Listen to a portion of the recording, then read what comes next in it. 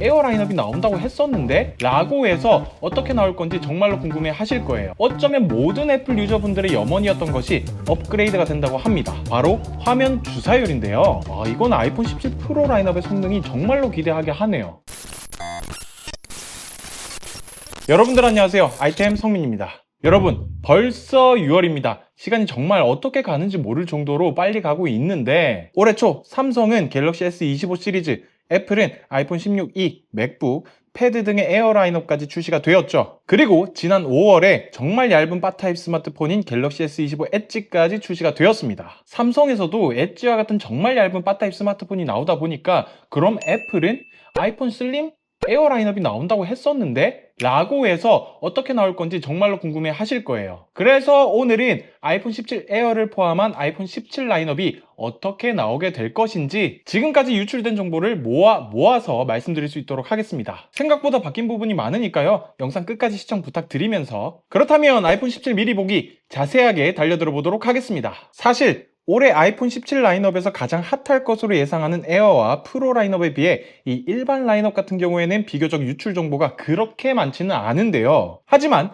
어쩌면 모든 애플 유저분들의 염원이었던 것이 업그레이드가 된다고 합니다. 바로 화면 주사율인데요. 드디어 일반 라인업에도 애플에서 이야기하는 프로모션 디스플레이 120Hz 화면 주사율이 들어간다고 하네요. 야, 이게 진짜 몇 년 만인지 감회가 새롭네요. 물론 어디까지나 유출 소식이기 때문에 120Hz 화면 주사율이 확정된 것은 아니고, 매년 우리가 주사율과 관련해서는 소가 왔었기 때문에 이번에도 지켜봐야겠지만은, 그래도 아이폰 17과 관련해서는 맥루머스, 9to5맥 등 여러 매체, 해외 팁스터들이 이전보다도 더 많이 120Hz와 관련해서 주장을 하더라고요. 또 이번에는 일반 라인업에도 작년 아이폰 16 프로에 들어간 M14 디스플레이 패널이 들어간다고 하는데요. 이 패널은 전작 대비 밝기는 30% 증가하고 효율성까지 더 증가했기 때문에 수명이 향상된 패널이어서 정말로 이번에는 일반 라인업에도 120Hz 주사율 기대해보도록 하겠습니다. 추가적으로 이번 일반 라인업의 디스플레이 크기도 늘어날 것이라고 이야기를 하고 있는데요. 전작인 아이폰 16 프로 때처럼 6.1인치 디스플레이에서 6.3인치 디스플레이로 늘어날 것으로 보고 있습니다. 아이폰의 두뇌에 해당하는 AP, 즉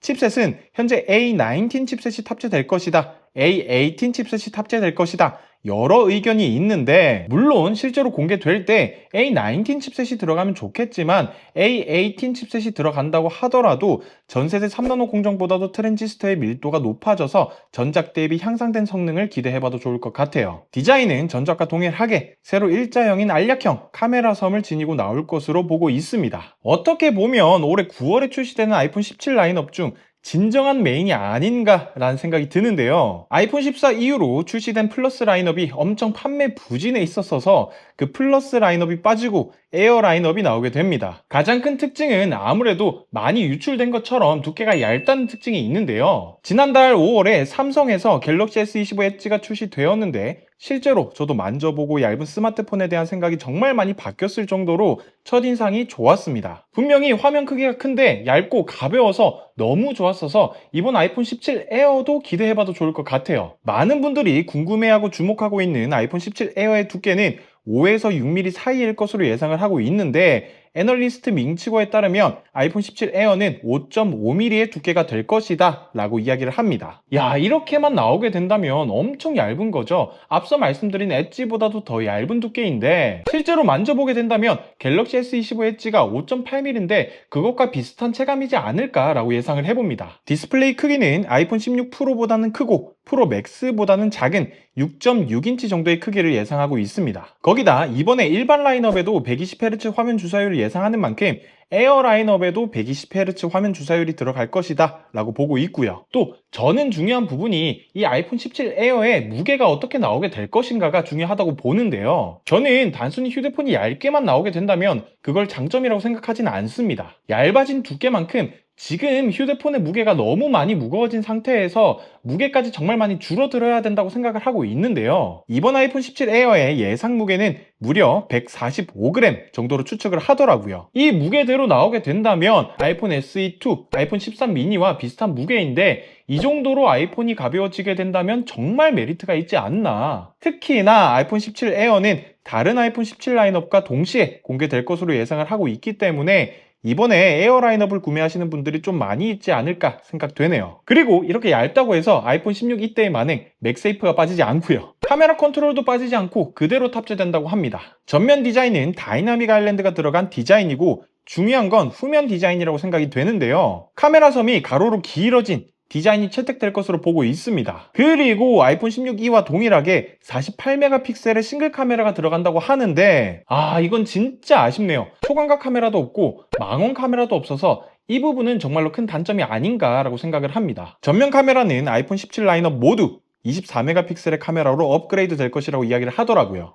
그런데 또 하나 걱정되는 부분이 배터리입니다. 블룸버그의 마크 거문에 따르면 작년에 출시된 아이폰과 동일한 배터리 타임을 가질 것이다 라고 이야기를 했는데 일단 물리적인 배터리 용량이 2800mAh로 예상하고 있습니다. 이 용량은 아이폰 12와 비슷한 배터리 용량인데 물론 실제로 공개가 되어 봐야 자세히 알겠지만은 두께가 얇다 보니까 아무래도 배터리 타임에 있어서 단점으로 작용하지 않을까 생각을 하고 있어요. 칩셋은 A19 칩셋을 탑재할 것으로 예상하고 이 아이폰 17 에어에는 아이폰 16e에도 탑재가 되었던 애플 자체 제작 5G 모뎀인 C1 칩셋이 들어갈 것으로도 보고 있습니다. 플래그십 중에서도 하이엔드 모델이죠. 아이폰 17 프로 라인업인데요. 현재 가장 논란이 되고 있는 디자인부터 살펴보게 된다면 후면이 정말 많이 바뀌게 되었어요. 정말로 구글의 픽셀폰을 연상케 하는 그런 디자인입니다. 제 개인적인 생각으로는 디자인은 좀 그렇지 않나 라는 생각이 좀 드네요.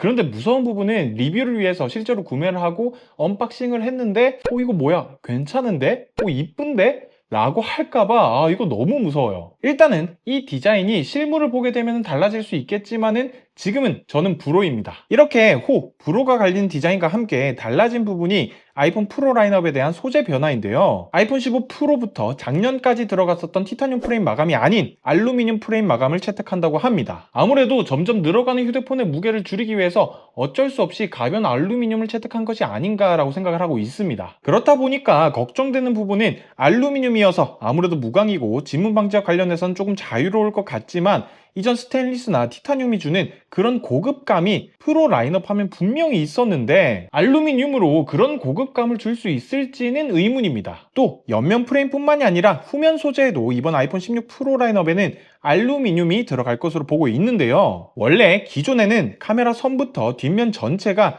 글라스 소재로 되어져 있었는데 이번에 카메라 섬의 면적이 넓어지면서 이 부분에 알루미늄 소재가 들어가게 되고 카메라 섬 하단 부분은 무선 충전 기능 때문에 글라스 소재가 들어간다고 합니다. 그리고 두께는 더 큰 용량의 배터리를 위해서 두꺼워질 수 있다고 하고요. 이렇게 유출된 디자인만 봤을 때는 전반적으로 프로 라인업의 디자인이 투박해지는 느낌이 드는 것 같아요. 그렇지만은 프로 라인업의 카메라에 반길 만한 소식이 있습니다. 아무래도 프로 라인업을 구매하시는 분들은 카메라 성능에 대한 부분도 신경을 많이 쓰시기 때문에 카메라가 정말 중요하게 작용을 하는데 우리가 체감이 될 만한 카메라 성능 향상은 먼저 전면 카메라입니다. 앞서 말씀드린 것처럼 아이폰 17 전 라인업 모두 12메가픽셀의 전면 카메라에서 24메가픽셀의 카메라로 개선될 것이라고 하고요. 또 프로 라인업은 망원 카메라가 12메가픽셀에서 48메가픽셀로 대폭 향상될 것이라는 소식이 있어서 아이폰으로 촬영이나 사진을 많이 찍으시는 분들에게는 정말 희소식이 아닌가라는 생각이 됩니다. 그리고 이번 아이폰 17 프로부터 4K가 아닌 8K 촬영도 가능하다고 하더라고요. 더불어 전면,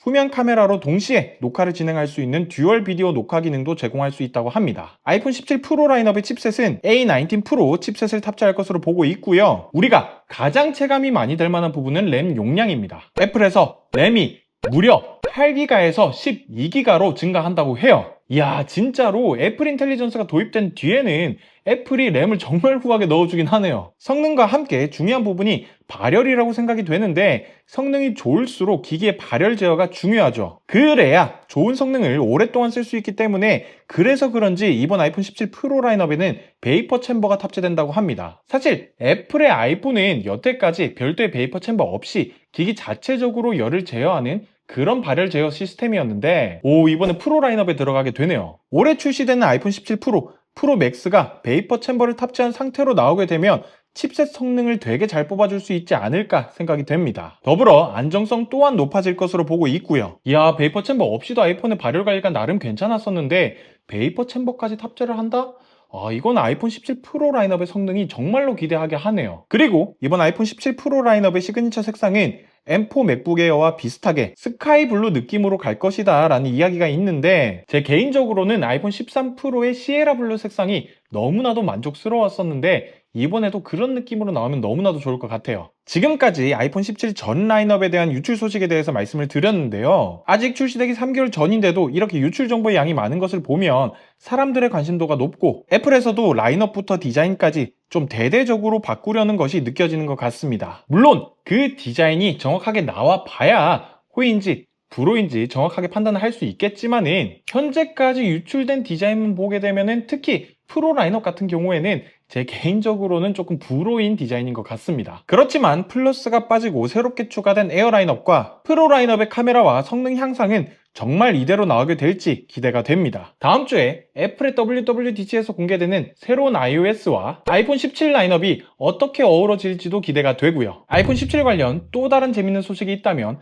빠르게 찾아뵙도록 하겠습니다. 아무쪼록 제가 준비한 영상은 여기까지이고요. 더 나은 영상으로 돌아올 것을 약속드리면서 지금까지 영상을 시청하셨다면 구독과 좋아요, 댓글까지 부탁드리도록 하겠습니다. 지금까지 저는 아이템 성민이었습니다. 바이템!